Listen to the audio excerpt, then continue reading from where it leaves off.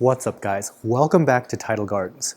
We are doing a little bit of water testing in the new show tank behind me, but this really isn't so much an update on the new tanks here. I wanted to talk about this guy here.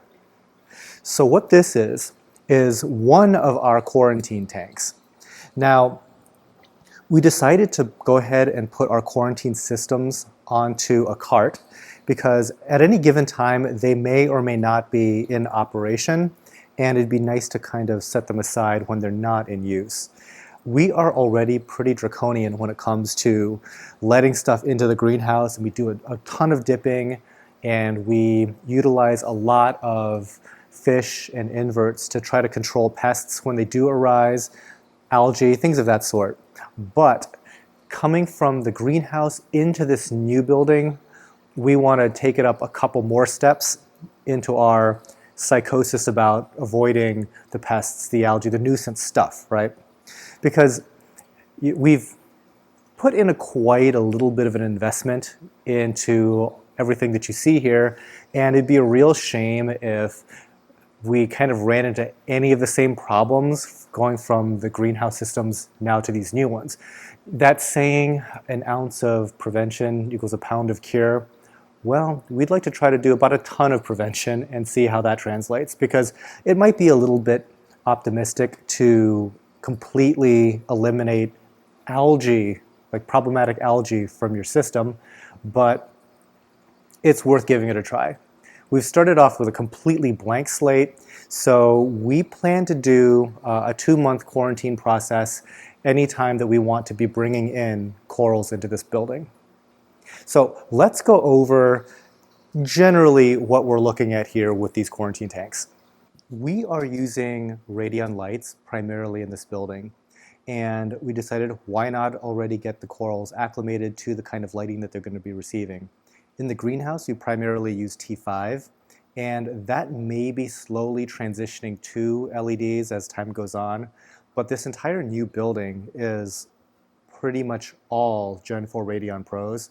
So each of these quarantine tanks is going to have its own Gen 4 Radion right there. If you can see here, we've had this thing fabricated with this 3/4 inch piece of acrylic that allows the clamping of this arm. The only thing that we need to do before we fill this guy up with water, and by the way, by the time that you guys actually see this video, it's going to have water in it, and corals will already be in quarantine. But there's a little bit of flex to this piece of acrylic, and so we're going to be getting a little support piece of acrylic and glue that in place to stabilize that. Otherwise, we're pretty much ready to go with this. Now, I did mention that this whole setup is acrylic, and it is mainly for weight reasons.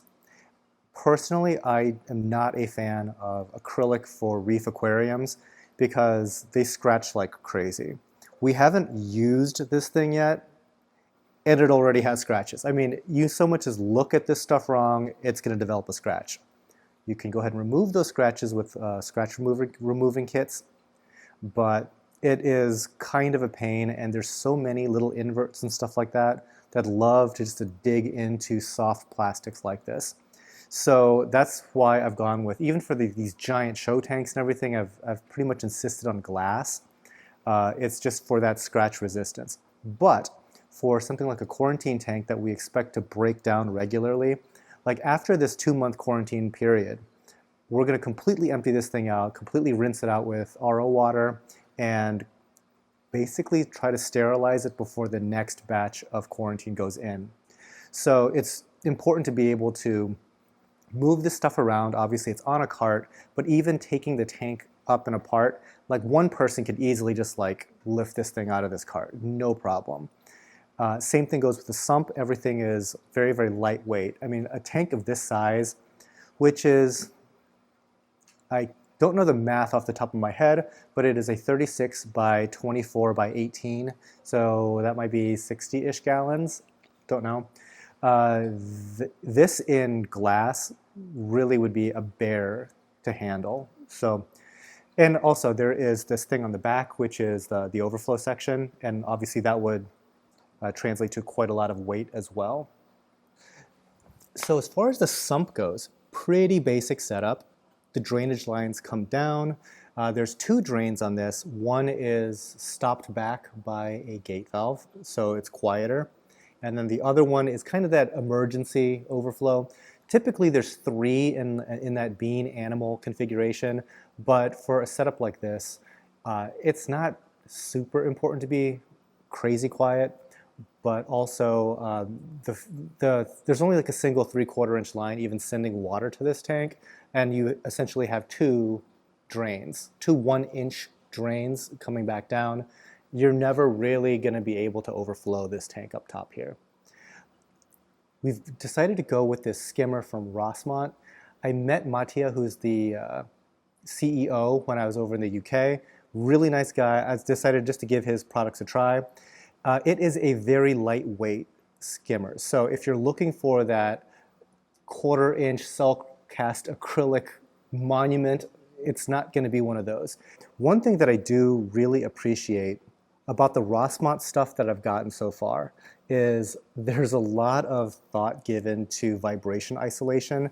So the skimmer pump, for example, is on some vibration isolation, but the return pump is on like a double set. So there's a plate that has its own vibration stuff, and then the pump sits on this plate also separated by vibration isolation. It's pretty cool. So I'm interested to see how quiet this is. Heater is in there, as well as the UV sterilization. Now, I don't have a strong opinion one way or the other on UV sterilization for a home aquarium, but for a quarantine system, I would like that little bit extra in terms of just killing everything in the water. Now, during the quarantine process, it's not a matter of just setting stuff in here and waiting the 2 months. It's going to be a very active, ongoing thing. So what do I mean by that? The quarantine only really allows you to perform some pretty harsh treatments that you don't necessarily want to do in your main aquarium, and also the opportunity to observe what's going on.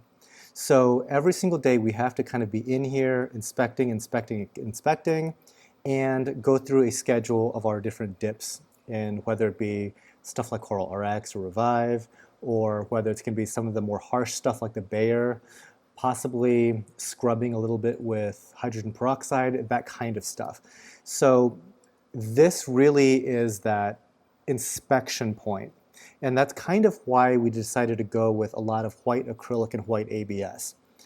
Oftentimes you wouldn't see an aquarium done in white because white is going to get extremely dirty extremely quickly, and it's going to really show off every defect, I guess. And that's kind of what we want to see in our quarantine, though.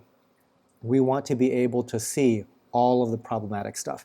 So we just have some sample coral trays here, but in the future these might be clear. We might have these fabricated entirely clear. So again, it is all about our ability to inspect this stuff on a continual basis.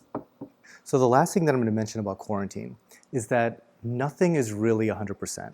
The reason why pests are pests is because they're really good at sticking around. They're really good at surviving all this stuff that we do. Otherwise, they wouldn't be there, right? I guess there's a slight luxury to having two separate buildings. Is if there's something that we see going on that we don't like, that looks kind of suspicious, we can pretty much just kick it out to the other building and bring it back into quarantine again later and treat it all over again.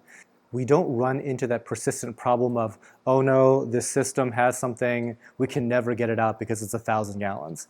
No, you can kind of keep at least this building pretty darn close to sterile.